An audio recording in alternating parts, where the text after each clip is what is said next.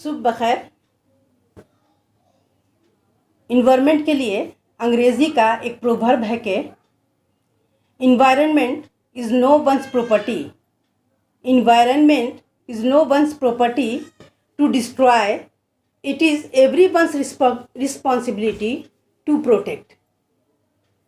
मैं doctor Rizwana Parveen, Jamshedpur women's college, Bistupur, Jamshedpur, आज UG1 Urdu semester 2 paper AECC environmental studies यानी पर्यावरण अध्ययन या माहौलियाती मुताला का परिचय, अर्थ, परिभाषा और घटक पर तफसीली रोशनी डालने के लिए हाजिर हुई हूँ।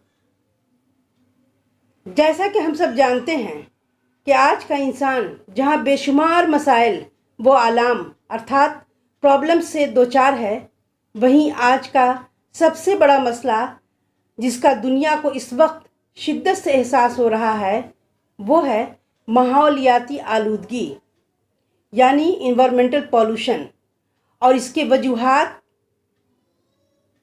और जिसके तदारिक का हल, समाधान और सॉल्यूशन तलाश किया जा रहा है। इंसानी जहानत ने अगरचे साइंस और टेक्नोलॉजी की हज़ारहा बुलंदियां सर कर ली हैं और नित नए इजादात व दरियाफ्त, सॉल्यूशन ऑफ बर्निंग प्रॉब्लम्स का सिलसिला जारी व सारी है, मगर जैसा कि हम सब जानते हैं कि excess of anything is bad. Science और टेक्नोलॉजी जहां एक तरफ इंसानियत के लिए रहमत साबित हुई हैं, वहीं दूसरी जानिब नेचुरल रिसोर्सेज से छेड़छाड़, जंगलात का ख़ात्मा और हद से ज़्यादा जदीद टेक्नोलॉजी के इस्तेमाल ने इसे कौम, मुल्क, समाज और इंसानियत के लिए जहमत भी बना दिया है। तालबात जिसका मुंह बोलता सबूत इन्वायरमेंटल पॉल्यूशन है। फैक्ट्रियों और मशीनों, कल कारखानों की चिमनियों से निकलने वाले धुएं, गंदे पानी का बहाव, गंदगी, वेस्ट, पेट्रोल, ग्रीस ने कुदरती आबो हवा, नेचुरल इन्वायरमेंट को प्रदूषित कर दिया है। ज़मीन की सतह में तेज़ाबियत और फ़ज़ाओं में जहर घोल दिया है। कुदरती वसाइल अर्थात प्राकृतिक संपदा की बेहुरमती और नाकदरी ने सेहत बख्श माहौल, आबो हवा और गुलजार सब्ज़ारों को दर्द के सहरा में अर्थात डिज़र्ट ऑफ पेन में तब्दील कर दिया है। अनवर मसूद के लफ्ज़ों में, हम अपनी बेकरीना काविशों से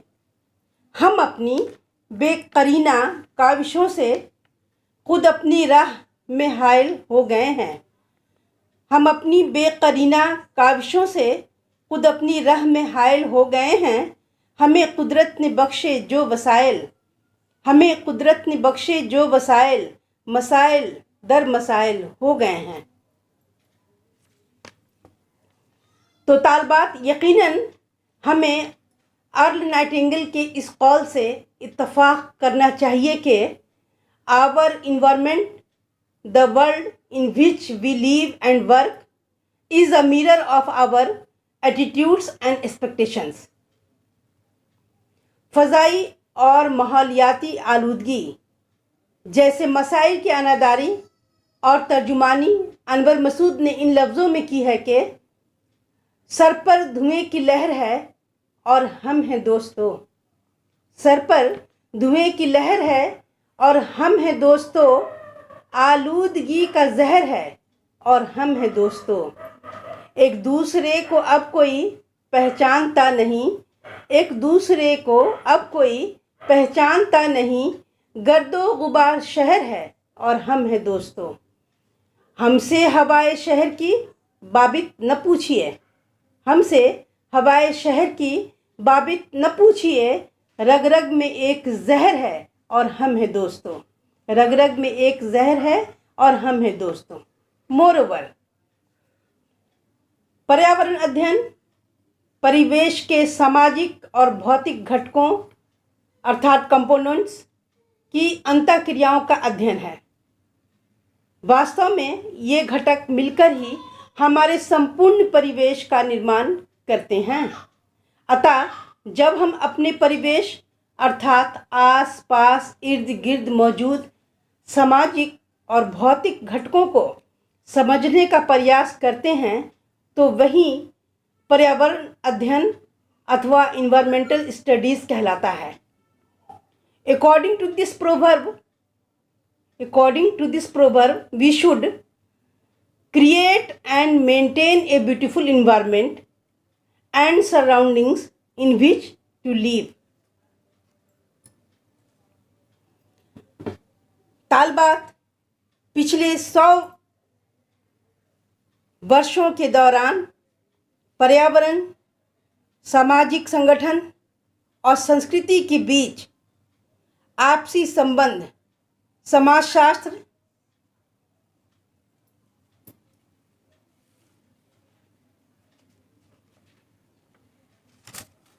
कृषि विज्ञान, समाजशास्त्र, कृषि विज्ञान और भूगोल में इसकी चर्चा मौजूद है। ये सब पर्यावरण के बढ़ते महत्व को दर्शाता है। इसके अलावा ये एक सच्चाई है कि जीवन पर्यावरण के साथ जुड़ा हुआ है। सामाजिक विज्ञान ने जीव विज्ञान से पारिस्थितिकी अवधारणा को उधार लिया है। जीव विज्ञान की एक शाखा के रूप में पारिस्थितिकी जीवों और उनके पर्यावरण के बीच संबंधों का अध्ययन करता है। जीव विज्ञान से समाजशास्त्र बहुत प्रभावित हुआ है। समाजशास्त्र पारिस्थितिकी के माध्यम से मनुष्य और पर्यावरण के बीच संबंधों का भी अध्ययन करता है। समाजशास्त्र में मानव पारिस्थितिकी के अध्ययन का क्षेत्र मनुष्य और उसके पर्यावरण के आसपास केंद्रित हैं। समाजशास्त्र के क्षेत्र में मानव पारिस्थितिकी के अध्ययन की शुरुआत का श्रेय पार्क और बर्गस को जाता है। मनुष्य और पर्यावरण के बीच घनिष्ठ संबंध है। एक ओर मनुष्य पर्यावरण में पैदा होता है और पर्यावरण के साथ सामंजस्य स्थापित करता है। दूसरी ओर आदमी अपने वातावरण को नियंत्रित करने और अपनी आवश्यकताओं के अनुसार इसे बदलने की कोशिश करता है। इसलिए इसके लिए उस वातावरण की समझ की आवश्यकता है जिसमें मनुष्य का भी एक हिस्सा है। तो आइए अब पर्यावरण का अर्थ और परिभाषा देखें। पर्यावरण शब्द की उत्पत्ति फ्रांसीसी शब्द इनिटस से हुई है, जिसका अर्थ है घेरना। ये एबोटिक शारीरिक या निर्जीव और बायोटिक जीवित पर्यावरण दोनों को संदर्भित करता है। पर्यावरण शब्द का अर्थ परिवेश है जिसमें जीव रहते हैं। पर्यावरण और जीव प्रकृति के दो गतिशील और जटिल घटक हैं। पर्यावरण मानव सहित जीवों के जीवन को नियंत्रित करता है। मनुष्य अन्य जीवित प्राणियों की तुलना में पर्यावरण के साथ अधिक सख्ती से पेश आता है। आमतौर पर पर्यावरण उन सामग्रियों और ताकतों को संदर्भित करता है जो जीवित जीव को घेरती हैं। पर्यावरण उन परिस्थितियों का कुल योग होता है जो किसी निश्चित समय और स्थान पर हमें घेर लेती हैं। ये भौतिक, जैविक और सांस्कृतिक तत्वों के परस्पर क्रिया प्रणालियों से युक्त है, जो व्यक्तिगत और सामूहिक रूप से परस्पर जुड़े हुए हैं। पर्यावरण कुल स्थितियों का योग है जिसमें एक जीव को अपनी जीवन प्रक्रिया को जीवित बनाए रखना पड़ता है। ये जीवित रूपों की वृद्धि और विकास को प्रभावित करता है। दूसरे शब्दों में, पर्यावरण उन परिवेशों को संदर्भित करता है जो जीवित प्राणियों को चारों ओर से घेरे रहते हैं और उनके जीवन को टोटों में प्रभावित करते हैं। इसमें वायुमंडल, जलमंडल, स्थल मंडल और जैव मंडल शामिल हैं। इसके मुख्य घटक अर्थात कंपोनेंट्स मिट्टी, पानी, वायु, जीव और सौर ऊर्जा हैं। इसने हमें आरामदायक जीवन जीने के लिए सभी संसाधन उपलब्ध कराए हैं।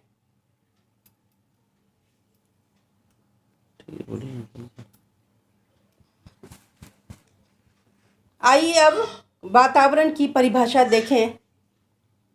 According to P Gisbert, environment is anything immediately surrounding an object and exerting a direct influence on it। Hindi में, किसी वस्तु के तुरंत आसपास की पर्यावरण किसी वस्तु के आसपास की चीज़ है और उस पर प्रत्यक्ष प्रभाव डालती है। E.J. रॉस के मुताबिक, environment is an external force which influences us। अर्थात पर्यावरण एक बाहरी शक्ति है जो हमें प्रभावित करती है। इस प्रकार पर्यावरण किसी भी चीज़ को संदर्भित करता है जो तुरंत एक वस्तु के आसपास होता है और उस पर सीधा प्रभाव डालता है। हमारा पर्यावरण उस चीज़ या एजेंसियों को संदर्भित करता है जो हालांकि हमसे अलग हैं, हमारे जीवन या गतिविधियों को प्रभावित करती हैं। वो वातावरण जिसके द्वारा मनुष्य प्राकृतिक, कृत्रिम, सामाजिक, जैविक और मनोवैज्ञानिक कारकों से घिरा और प्रभावित होता है। तो आइए अब हम ये जानें कि पर्यावरण के कौन कौन से घटक हैं। Components of environment. पर्यावरण में मुख्य रूप से वायुमंडल, जलमंडल, स्थल मंडल और जीवमंडल होते हैं, लेकिन इसे मोटे तौर पर दो हिस्सों में विभाजित किया जा सकता है, जैसे माइक्रो इन्वायरमेंट और मैक्रो इन्वायरमेंट। इसे दो अन्य प्रकारों में भी विभाजित किया जा सकता है, जैसे भौतिक और जैव पर्यावरण। सूक्ष्म वातावरण से तात्पर्य जीव के आसपास के स्थानीयता से है। नंबर 2, बड़ा वातावरण उन सभी भौतिक और जैविक स्थितियों को संदर्भित करता है जो जीव को बाहरी रूप से घेरते हैं। भौतिक वातावरण सभी अजैविक कारकों या स्थितियों जैसे तापमान, प्रकाश, वर्षा, मिट्टी, खनिज आदि को संदर्भित करता है। इसमें वायुमंडल, स्थल मंडल और जल मंडल शामिल हैं। बायोटिक वातावरण में सभी जैविक कारक या पौधे, जानवर, सूक्ष्म जीव जैसे जीवित रूप शामिल हैं। तो आइए तालबात अंत में हम एनोनिमस का ये पैगाम आप तक पहुंचाना चाहेंगे कि let's nurture the nature so that we can have a better future. Thank you.